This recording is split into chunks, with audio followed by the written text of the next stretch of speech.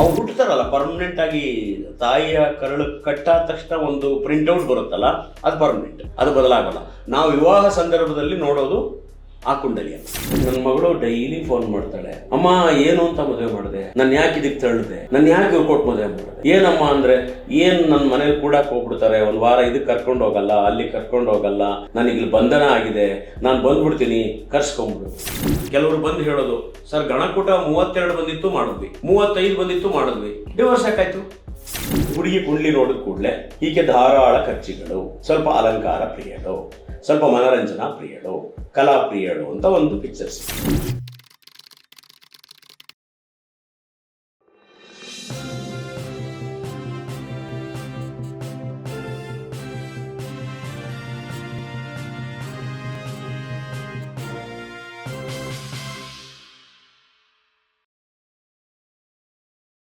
ಈಗ ನಾಗರಾಜ್ ಕೋಟೆ ಅವರು ಇಷ್ಟೊತ್ತು ಮಾತಾಡಿದಾಗ ನನಗೆ ಅನಿಸಿದ್ದು, ಅಥವಾ ನೋಡೋರಿಗೆ ಅನಿಸ್ಬೋದೇನೋ, ಹಾಗಾದರೆ ನೀವು ಇಷ್ಟೆಲ್ಲ ಮಾತಾಡ್ತೀರಿ, ಸ್ವರ್ಗದಲ್ಲೇ ನಿರ್ಧಾರ ಆಗಿರುತ್ತೆ ಮದುವೆ ಅನ್ನುವಂಥ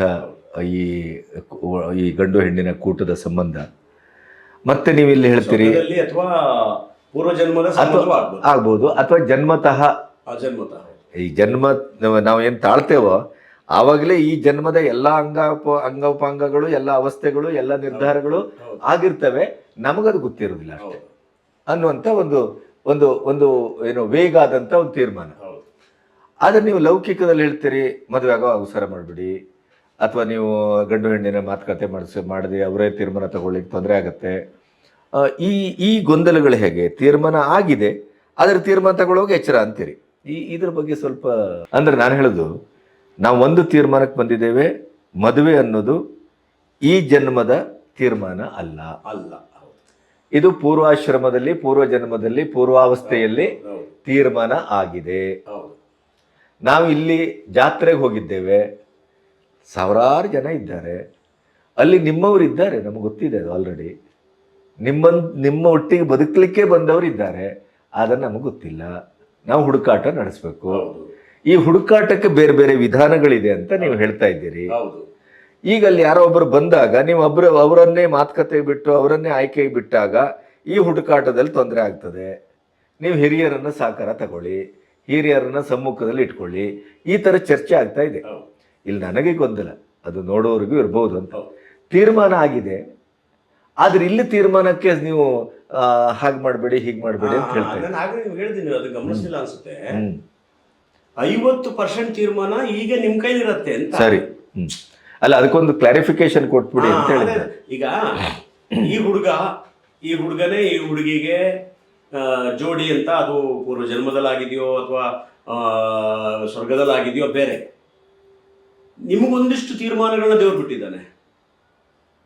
ಯಾವುದು ನೀವು ಕೆಲವು ಕೇಳಲಿಕ್ಕೆ ನಾನು ಆಗ್ಲೇ ನಿಮ್ಗೆ ಹೇಳಿದೆ, ಬಣ್ಣ, ರೂಪ, ಹೈಟು, ಇದು ಅದು. ಆದ್ರಿಂದ ಆಚೆಗಿನ ತೀರ್ಮಾನಗಳನ್ನ ನಾವು ತಗೊಳ್ಳುವಾಗ ಸ್ವಲ್ಪ ಇದರ ಆಧಾರ ಎಲ್ಲ ಹುಡುಕ್ಬೇಕಾಗತ್ತೆ. ಹಿರಿಯರ ಸಹಕಾರ ತಗೋಬೇಕಾಗತ್ತೆ. ಸ್ವಲ್ಪ ಅದಕ್ಕೊಂಚೂರು ನಿಷ್ಕರ್ಷೆ ನಾನು ಹೇಳ್ತಾ ಇದ್ದೀನಿ. ಈಗ ಹುಡುಗ ನಿಂಗೆ ಇಷ್ಟ ಆದ್ನೇನಮ್ಮ ಅಂದ್ರೆ ಅವ್ರಿಗೆ ಒಂದು ಇಷ್ಟ ಅಂತ ಆಗ್ಲೇಬೇಕು.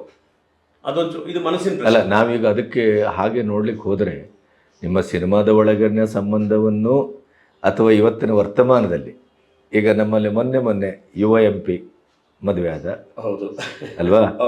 ಈಗ ಹಾಗೆ ಕರ್ನಾಟಕದಲ್ಲಿ ಹೆಣ್ಮಕ್ಳ ಇಲ್ಲಿಲ್ವಾ? ಹೌದಾ? ಈಗ ತಮಿಳ್ನಾಡು ಯಾವುದೋ ಒಂದು ಫಂಕ್ಷನ್ ಅಲ್ಲಿ ಪರಿಚಯ, ಇನ್ನೊಬ್ಬ ಹೀರೋ ನಾಯಕರು ಆದ್ರಲ್ಲ, ಅವರು ಈ ಲ್ಯಾಂಡ್ ಅಲ್ಲ ಅಲ್ವೇ ಅಲ್ಲ. ಈಗ ಈಗ ಉಪೇಂದ್ರಂದೇ ಉದಾಹರಣೆ ತಗೊಳ್ಳಿ ನೀವು. ಅವಳು ವೆಸ್ಟ್ ಬೆಂಗಾಲ್ ಅವಳು, ಅಲ್ವಾ? ಎಲ್ಲ ಹುಟ್ಟಿರ್ತಾರೆ ನೋಡಿ. ಅವ್ರಿಗೆ ಬೇಕಾದಂತ ಜೋಡಿ ಎಲ್ಲ ಹುಟ್ಟಿದ. ಈಗ ನಮ್ಮ ಅಂಬರೀಷ್ ಅಣ್ಣಂದೇ ತಗೊಳ್ಳಿ, ಅಲ್ಲ ಹೇಳುದು ಅಲ್ವಾ?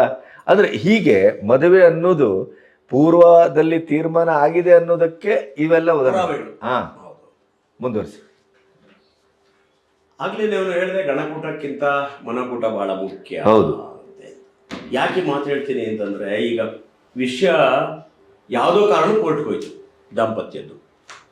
ಕೋರ್ಟ್ಗೆ ಹೋದಾಗ ಅಲ್ಲಿ ಜಡ್ಜ್ ಆಗಲಿ ಅಥವಾ ವಕೀಲರಾಗಲಿ ಒಂದು ಪ್ರಶ್ನೆ ಕೇಳ್ತಾರೆ, ನಿಮ್ಮಲ್ಲಿ ಯಾಕೆ ಮನಸ್ತಾಪ ಬಂತು, ಯಾಕೆ ಅಪಸ್ವರ ಬಂತು, ನೀವು ಯಾವ ವಿಚಾರಕ್ಕೆ ನಿಮ್ಮಲ್ಲಿ ಮನಸ್ತಾಪ ಬಂತು ಅಂತ ಕೇಳ್ತಾ ಬಿಟ್ರೆ, ನಿಮ್ಮ ಯೋನಿ ಕೂಟ ಹೊಂದಿಕೆ ಆಗಿತ್ತಾ, ನಾಡಿ ಕೂಟ ವ್ಯತ್ಯಾಸ ಆಗಿದೆಯಾ ಅಂತ ಕೇಳ್ತಾರ. ಕೋರ್ಟಲ್ಲಿ ಕೂಡ ಕೇಳೋದು ಯಾವುದು ಮನೋಕೂಟವೇ. ಆ ಮನೋಕೂಟ ಯಾಕೆ ಇದು ಮನೋಕೂಟ ಅನ್ನೋ ವಿಷಯಕ್ಕೆ ಬಂದೆ ಅಂತಂದ್ರೆ, ಗಣಕೂಟಕ್ಕಿಂತ ಮಿಗಿಲಾದ ಒಂದು ಕೂಟ ಎಲ್ಲಿದೆ, ಇದು ಗ್ರಹಕೂಟ. ಮನುಷ್ಯನ ಮನಸ್ಸಿನ ಮೇಲೆ ಪ್ರಭಾವವನ್ನ ಬೀರುವುದು ಗ್ರಹಗಳು ಅಲ್ವಾ. ಗುರು ಒಳ್ಳೆ ಸ್ಥಾನದಲ್ಲಿತ್ತ, ಆತ ಭಕ್ತಿ ಧಾರ್ಮಿಕ ಭಾವನೆ ಉಳ್ಳವನಾಗಿರ್ತಾನೆ. ಶುಕ್ರ ಬಲವಾಗಿತ್ತ, ಅವನು ಸ್ವಲ್ಪ ಅಲಂಕಾರ ಕಲೆ ಸಾಹಿತ್ಯ ಪ್ರಿಯನಾಗಿರ್ತಾನೆ. ಈ ಭಾವನೆಗಳು ನೀವು ಹುಡುಗ ಹುಡುಗಿಯನ್ನು ಹುಡುಕುವಾಗ ಸಿಕ್ಕುತ್ತಲ್ಲ, ಆದರೆ ಅದನ್ನು ವ್ಯವಧಾನದಿಂದ ಪರಾಮರ್ಶಿಸಿ ನೋಡುವಂತ ಪ್ರಾಜ್ಞರು ದೈವಜ್ಞರು ಬೇಕು. ಪರಾಮರ್ಶೆ ಬೇಕು.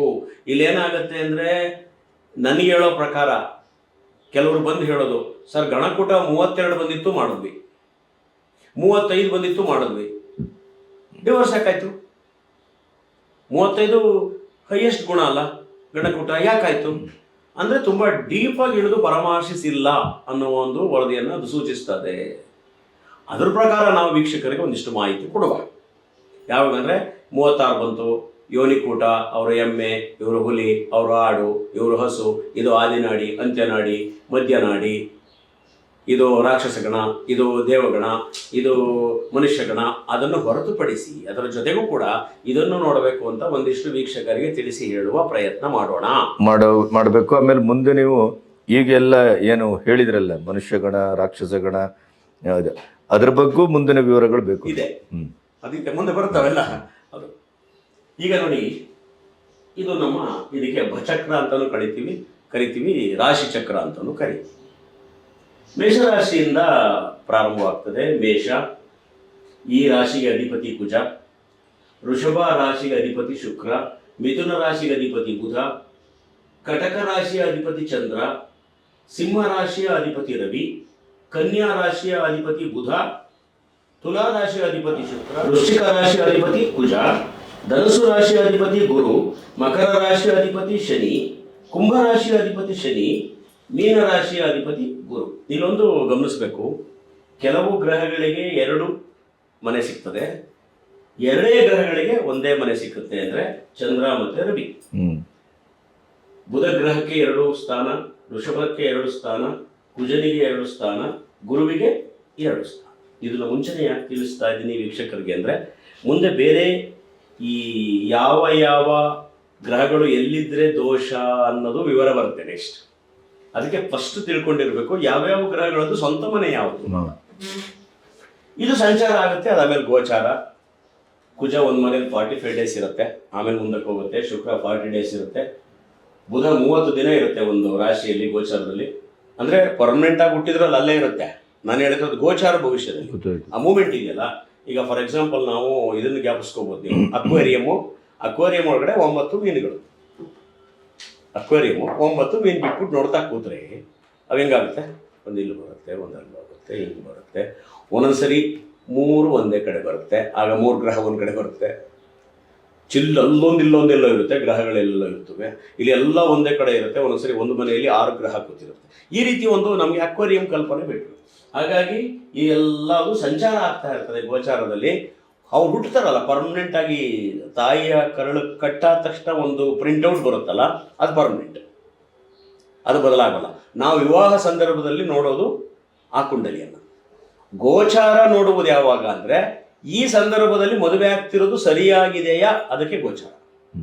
ಈ ಹುಡುಗನಿಗೆ ಈ ಹುಡುಗಿ ಹೊಂದಿಕೆ ಆಗುತ್ತಾ, ಹುಡುಗಿಗೆ ಹುಡುಗ ಹೊಂದಿಕೆ ಆಗುತ್ತಾ ಅನ್ನುವಾಗ ಅವರಿಬ್ಬರ ಪರ್ಮನೆಂಟ್ ಕುಂಡಲಿ. ನಾವು ಓದ್ ಎಪಿಸೋಡಲ್ಲೂ ಹೇಳಿದ್ದೀವಿ, 3 ಟ್ರ್ಯಾಕ್ನಲ್ಲಿ ಯಾವಾಗಲೂ ಜ್ಯೋತಿಷ ಹೋಗ್ತಾ ಇರ್ತದೆ. ಒಂದು ಪರ್ಮನೆಂಟು, ಇನ್ನೊಂದು ಪ್ರೆಸೆಂಟು, ಯಾವುದು ದಶಾಭುಕ್ತಿ, 3ನೇದು ಗೋಚಾರ ಅಂತ. ಈ 3 ಸಮೀಕರಿಸಿ ಒಬ್ಬ ದೈವಜ್ಞ ಜ್ಯೋತಿಷ್ಯವನ್ನು ಹೇಳಬೇಕಾಗ್ತದೆ. ಅಲ್ಲಿ ನಮಗೆ 100% ರಿಸಲ್ಟ್ ಸಿಗ್ತದೆ ಅಂತ ಈ ಹಿಂದೆ ಎಪಿಸೋಡ್ಗಳಲ್ಲಿ, ನಕ್ಷತ್ರದ ಎಪಿಸೋಡ್ಗಳನ್ನ ನಾವು ಹೇಳಿದ್ವಿ. ಹಾಗಾಗಿ ನಾವು ಇದು ತಿಳ್ಕೊಂಡಾಗ ಈಗ ಈ ಕುಂಡಲಿಯಲ್ಲಿ ನಾವೇನಾಗುತ್ತೆ ಅಂದರೆ, ಇನ್ನೊಂದು ಪಿಕ್ಚರ್ ಸಿಕ್ಕುತ್ತೆ. ನಾನು ನೆಕ್ಸ್ಟ್ ಕುಂಡಲಿ ಬರೀತೀನಿ ಅದನ್ನು. ಹುಡುಗಿಯ ಮತ್ತು ಹುಡುಗರ ಮನೋಭಾವ ಸಿಕ್ಕತ್ತೆ. ಇದರಲ್ಲಿ. ಫಾರ್ ಎಕ್ಸಾಂಪಲ್, ಹುಡುಗಿ ಕುಂಡ್ಲಿ ನೋಡಿದ ಕೂಡಲೇ ಈಕೆ ಧಾರಾಳ ಖರ್ಚಿಗಳು, ಸ್ವಲ್ಪ ಅಲಂಕಾರ ಪ್ರಿಯಳು, ಸ್ವಲ್ಪ ಮನರಂಜನಾ ಪ್ರಿಯಳು, ಕಲಾ ಪ್ರಿಯಳು ಅಂತ ಒಂದು ಪಿಕ್ಚರ್ ಸಿಕ್ತು.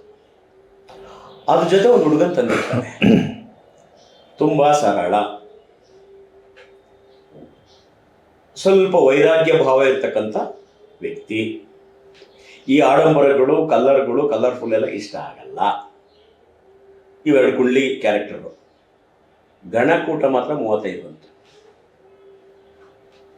ನನಗೆ ನೀನಾಗ ಅರ್ಥ ಆಯ್ತು ಅನ್ಸುತ್ತೆ. ಒಂದು ಹುಡುಗಿಯ ಭಾವನೆ ಹೇಳಿದೆ, ಒಂದು ಹುಡುಗನ ಭಾವನೆ ಹೇಳಿದೆ. ಹುಡುಗಿಯ ಭಾವ ಬಂದು ಆಡಂಬರ, ಕಲರ್ಫುಲ್, ಮನೋರಂಜನೆ, ಎಂಟರ್ಟೈನ್ಮೆಂಟ್.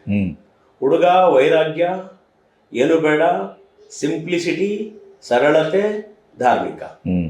2 ಮನಸ್ಸು ಮ್ಯಾಚ್ ಆಯ್ತಾ ನಿಮ್ಮ ವಿಷಯದಲ್ಲಿ? ಇಲ್ಲ, ಇದು ಒಂದಕ್ಕೊಂದು ತಾಳೆಮೇಳ ಆಗುದಿಲ್ಲ, ವಿರುದ್ಧ ಆಯ್ತಲ್ಲ. ಇಲ್ಲಿ ಪಾಯಿಂಟ್ ಬಂತು.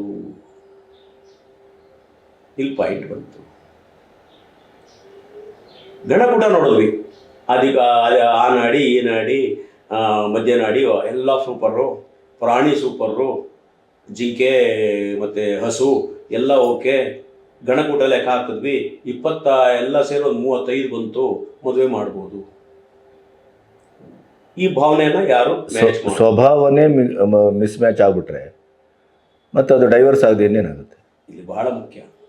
ಆಮೇಲೆ ಇನ್ನೊಂದು, ಈ ಸ್ವಭಾವ ಕೂಡ ಏನಾಗ್ಬಿಡುತ್ತೆ, ಈ ಮದುವೆ ಅನ್ನೋ ಒಂದು ಆಕರ್ಷಣೆ ಸಂದರ್ಭ ಇದೆಯಲ್ಲ, ಈಗ ನಾವು ಮದುವೆ ಹುಡುಗನ ನೋಡೋಕ್ಕೆ ಆರಂಭಿಸಿದಂಥ 2 ತಿಂಗಳು ಹಿಂದೆ ಅಥವಾ ಮದುವೆ ಆದಮೇಲೆ 2 ತಿಂಗಳು, ಈ ಗುಣಗಳು ಓಪನ್ ಅಪ್ ಆಗಲ್ಲ. ಹೊಸ ಸಂಬಂಧ, ಹೊಸ ಜನಗಳ ಜೊತೆಗೆ ಹೇಗೋ ಇದ್ದಂಥ ಆಡಂಬರ ಎಲ್ಲ ಕ್ಯಾರೆಕ್ಟ್ರು ಸ್ವಲ್ಪ ಅವ್ರಿಗೆ ಅಡ್ಜಸ್ಟ್ ಆಗೋ ಥರ ಇರುತ್ತೆ, ಇವ್ರಿಗೆ ಅಡ್ಜಸ್ಟ್ ಆಗೋ ಥರ ಇರುತ್ತೆ.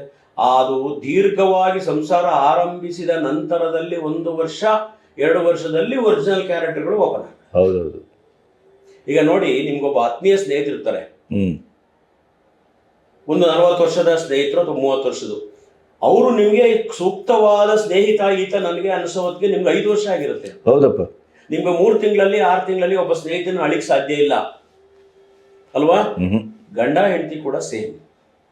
ಈ ಭಾವನೆಗಳನ್ನ ನೋಡಬೇಕಾಗ್ತದೆ, ಒಂದು ಸ್ವಲ್ಪ ಗಮನಿಸ್ಬೇಕಾಗತ್ತೆ. ಅದು ಒಂದು ಪಾಯಿಂಟ್ ಅಂತ.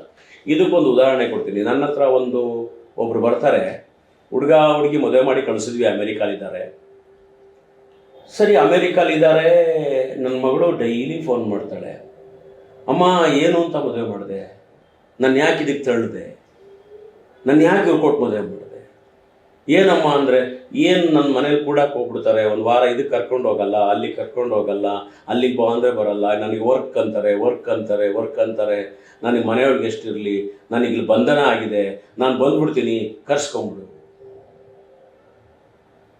ಏನು ಮಾಡೋ ಸರ್, ಇದನ್ನು ಬಗೆಹರಿಸೋದು ಹೇಗೆ ಅಂದರೆ, ಅವರು ಏನಾಯ್ತು, ಗಣಕೂಟ 35 ಬಂದಿತ್ತು. ಅರ್ಥ ಆಯ್ತಲ್ಲ? ಇದನ್ನ ಹೇಗೆ ನೀವು ಬಗೆಹರಿಸ್ತೀರಾ? ಇದನ್ನ ಯಾವ ಕೌನ್ಸಿಲಿಂಗ್ ನಲ್ಲಿ ಸರಿ ಮಾಡ್ತೀರಾ? ಸಮಸ್ಯೆಗಳು ನೋಡಿ, ಇದನ್ನ ಯಾವ ಕೌನ್ಸಿಲಿಂಗ್ ನಲ್ಲಿ ಸರಿ ಮಾಡ್ತೀರಾ? ಒಂದಿಷ್ಟು ಭಾವನೆಗಳನ್ನ ಇಲ್ಲಿ ಇಂಥ ಸಂದರ್ಭದಲ್ಲಿ ನೋಡಬೇಕಾಗ್ತದೆ ಅನ್ನೋದು ನನ್ನ ಅಭಿಪ್ರಾಯ. ಈಗ ಒಂದೊಂದು ಮನೆಗೆ ಒಂದೊಂದು ಪ್ರಾಶಸ್ತ್ಯ ಇರುತ್ತೆ ಅಂತ ನಾನು ಹೇಳಿದೆ. ಈ ರೀತಿ ಮನೋಭಾವವನ್ನು ನೋಡೋದಕ್ಕೆ ಒಂದು ಸ್ವಲ್ಪ ಅದನ್ನು ಗಮನ ಇಟ್ಟು ನೋಡಿಬಿಟ್ರೆ, ಆವಾಗ ಗಣಕೂಟವೂ ಮ್ಯಾಚ್ ಆಗಿ ಅವ್ರ ಮನೋಭಾವವು ಸ್ವಲ್ಪ ಮ್ಯಾಚ್ ಆಗಿಬಿಟ್ರೆ ಸಂಸಾರ ಒಂದು ಹಂತಕ್ಕೆ ಹೋಗುತ್ತೆ. ಅದಾದ ನಂತರ ಸಣ್ಣ ಪುಟ್ಟ ಬಿಡಿ, ಅದು ಮ್ಯಾನೇಜಬಲ್, ಅದೆಂಗೋ ಮಾಡ್ಕೋತಾರೆ. ಇದು ಸ್ವಲ್ಪ ಸೂಕ್ಷ್ಮ ಗಮನಿಸಬೇಕು ವಿವಾಹ ವಿಚಾರದಲ್ಲಿ ಅನ್ನೋದು ನಮ್ಮ ಅಭಿಮತ. ನಿಮಗೆ ಅದು ಗೊತ್ತಾಯ್ತು? ಓಕೆ. ಈಗ ನಾನು ಇನ್ನೊಂದು ಕುಂಡಲಿ ನಿಮಗೆ ತೋರಿಸ್ತೀನಿ ವೀಕ್ಷಕರಿಗೆ. ಅಲ್ಲಿ ಯಾವ 2 ಉದಾಹರಣೆ ಕೊಟ್ಟೆ, 2 ಕ್ಯಾರೆಕ್ಟರ್ದು. ಅವರ ಕುಂಡಲಿ ಗ್ರಹಗಳು ಎಲ್ಲೆಲ್ಲಿ ಇರೋದ್ರಿಂದ ಅವರ ಮನೋಭಾವ ಹೇಗಿರುತ್ತೆ ಅನ್ನೋಕ್ಕೆ ನಾವು ಈ ಒಂದು ಕುಂಡಲಿಯನ್ನು ನೋಡುವ.